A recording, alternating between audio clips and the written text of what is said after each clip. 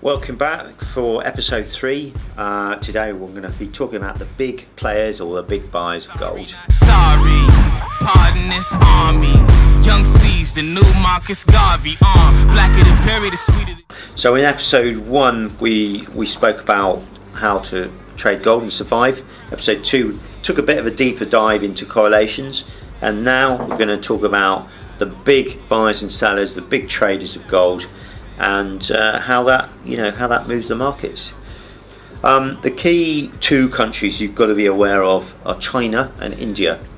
They love their gold for various reasons. When they start buying, just be aware. The other thing is, which is maybe not so known, is central banks. I know the SNB, Swiss National Bank, have large reserves of gold. I'm not so sure the ECB or the Fed has similar kind of interest in gold, but they certainly do hold gold bullion.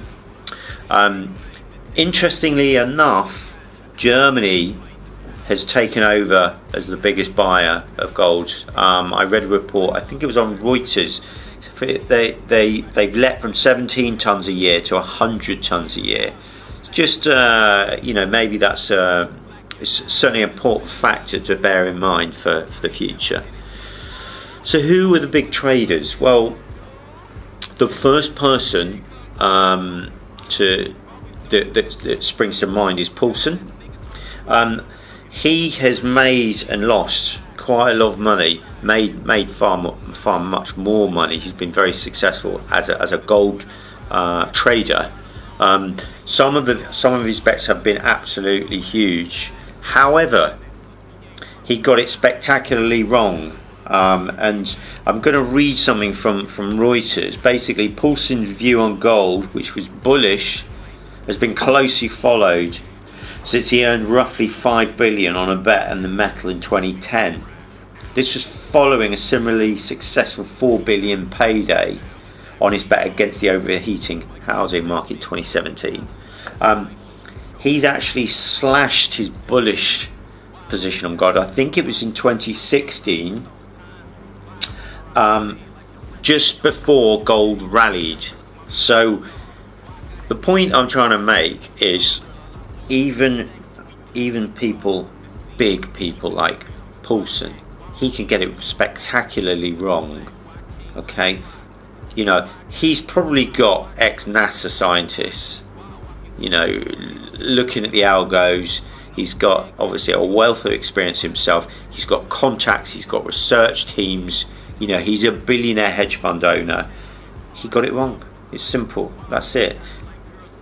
All of this is just a really significant thing to bear in mind. It doesn't matter how big you are, you can get it wrong. And remember this: no one is as big as the market. No one is. Couple of other guys, Soros, he's got an interest in gold. He does trade it, not so much now. Paul Tudor Jones. He's one of the earliest hedge fund managers and one of the finest traders from the 80s. Somebody I really look up to. So these three guys, got Paulson, Tudor Jones, and Soros. I'd say the biggest gold trader for me is Paulson, and as you know, he's just recently got it wrong. So just bear in mind, it doesn't matter if you're trading small clips or medium-sized clips or big clips. The rules are the same. The market is what it is. You define your levels, and trade accordingly. Define your risk, and you'll be okay. Obviously, just galvanizing what I've just said.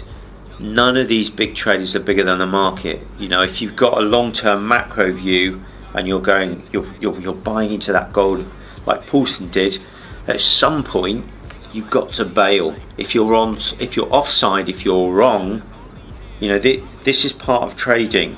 Paulson slashed his bullish gold position. I think it was 2016. I can't remember, but at some point he had to bail and take the loss. This is all part of trading as well.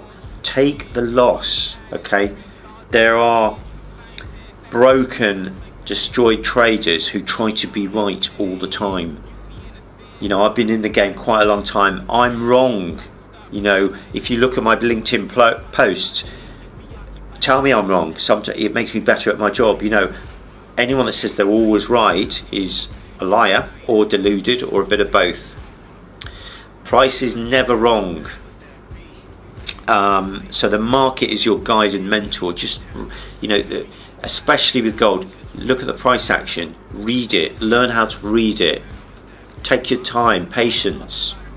You know, remember Paulson got it very wrong, but he's won more than he's lost.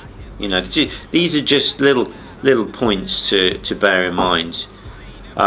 So these are, I mean, there are other big players, but these are the three main guys that, you know, you just really got to be sort of take note of. Do they affect the price of gold? Sometimes, not always. I would say, you know, central banks do. You know, India and China, they've got a huge appetite for gold. The big players like Paulson may have a short-term effect on gold, but probably not a long-term effect. You know, and price is never wrong. So just always try not to think, oh, I'm in the dark. I don't know. I'm not on the inside. I don't know what's going on. Just look at the price. The price will tell you. You know, if it does spike, you've got your stop in. You've defined your risks. You're going to be okay.